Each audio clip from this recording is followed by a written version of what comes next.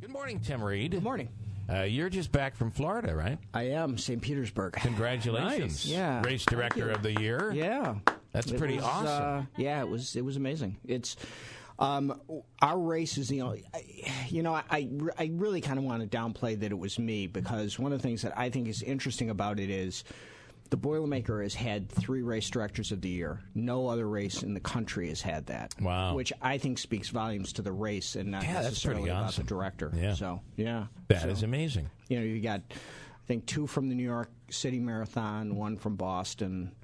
But, it's kind of all over the deck. So. But you have to take a look at this race and for the size of this city, what you are able to pull off, and your team of people and all those volunteers and the community that gets behind it and the number of people that run. I mean, it's, we brag about it, but then we just take it for granted, too. When you really look at it, wow, it's incredible. You've got a 3-to-1 ratio of runners to volunteers. I mean, I don't think anyone has that. Yeah, wow. So you said that for this award, they put into the nomination pool, or somebody can nominate anybody from a 15K race to, you said, a marathon?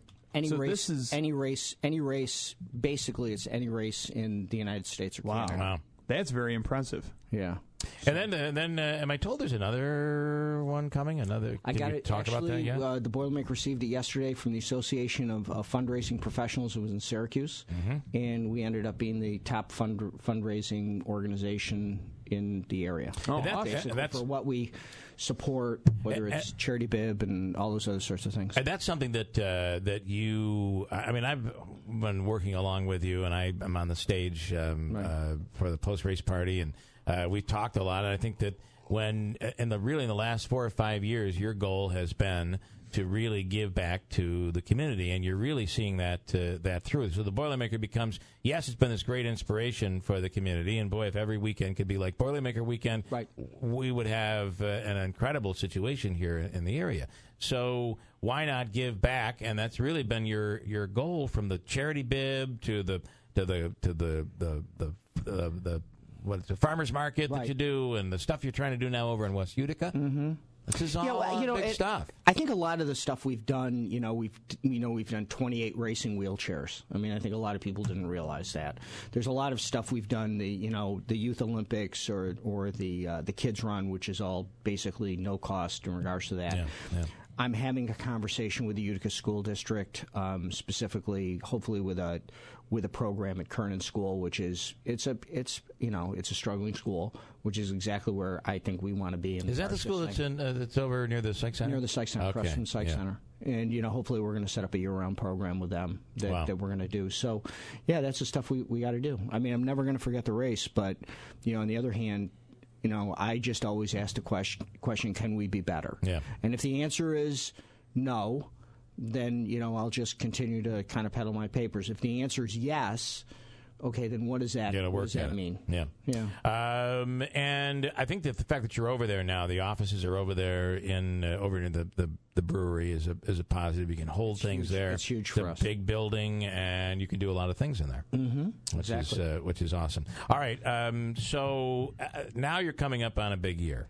Yeah. I mean, I know that nobody's thinking about the Boilermaker right now. We actually have a news conference today at 10 o'clock. Oh, you do? We do. You're not going to be able to tell us what is in there. No, because if I tell you, then Ron Donnelly's not going to show up. That's a good point. That's a very good point. He's already so excited he doesn't have to do the morning show anymore. I know. He is, yes. That is true. When Jim comes in, sometimes I'll go, Jim, don't worry about it. We got sound already. That's right. Jim knows this. Don't let anybody show. Okay, so that's coming today. We're going to be discussing some things as far as next year's race. Okay. Cool. This is a 40th. It's a big one. Year. It's a 40 years, and a lot of celebration, and a lot of I'm assuming there's a lot of opportunity to do some really unique things. Yeah, one of the things, because it's one of those anniversary years, I think one of the things that we're thinking about, I kind of think about the word of activation to kind of get people excited, and also to look back in history. Yeah. 40 years ago, 1978. It feels like it was a million years ago, or whatever it is, and how different in some respects the race is. But on the end, kind of the core. There's a core that kind of runs through it. That this race was, back in those days, and if you were around Utica it didn't feel good about itself. Yeah. You were seeing a huge flight of the population out of here. You were seeing a lot of businesses leaving. And, we've kind of come back around again. And I think, we want to celebrate that. Utica's made this race, and we just need to get back to it. Well, let's hope this all continues, and our positivity that stays in play here, because some good things, really good things can happen. Been a little scary, a little shaky, a little slower than I wanted to be, but the jobs have to follow, but we are moving. We are moving. Right. Nothing is, I call it the bee dance. Nothing goes from point A to point B. We go from flower to flower, but eventually we get where we need to go. It's funny. That's what the Democrats are saying right now. This isn't a setback. It's just simple. It's just exactly. We're just advancing to the rear. That is exactly it. All right, Tim Reed, congratulations on being race director of the year. That's really, really awesome. Hold on, Tim. Dennis has a question for you. What's your question, Dennis? Tim!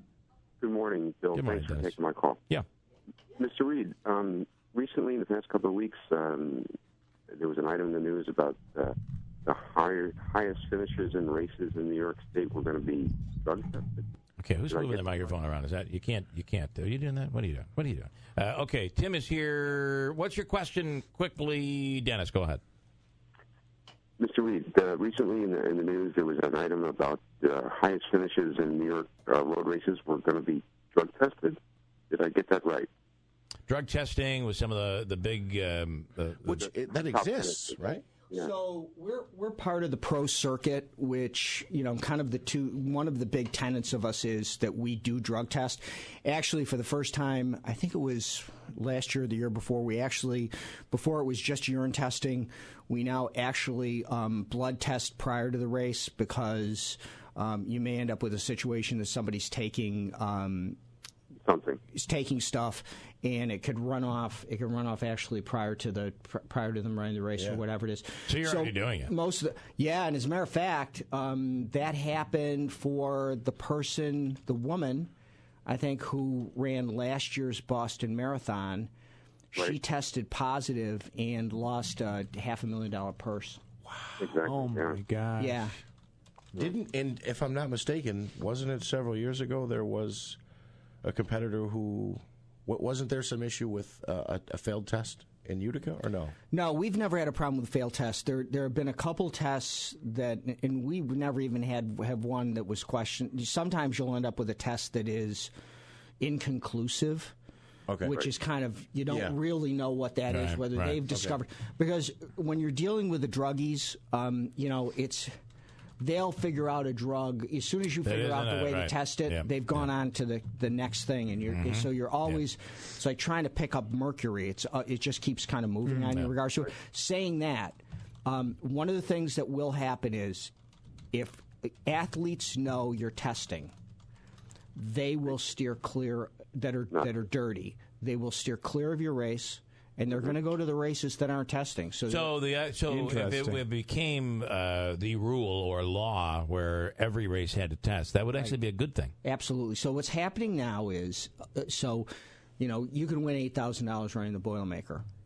If somebody's dirty, they may decide to say, you know what, I'm going to run 7 or 8 races that I can only win $1,000 in.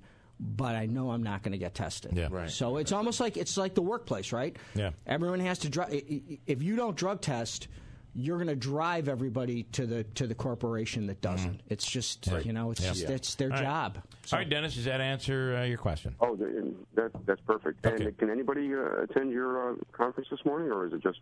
No public invited to these conferences. No, this is certainly open. It's 10 o'clock at the Boilermaker Building, 805 Court Street. All right, there, Dennis. We'll see you over there. I think Dennis. We won't test you either. I was going to say, Dennis heard you won the race director of the year. He wants to test you. Test my 6-panel screen.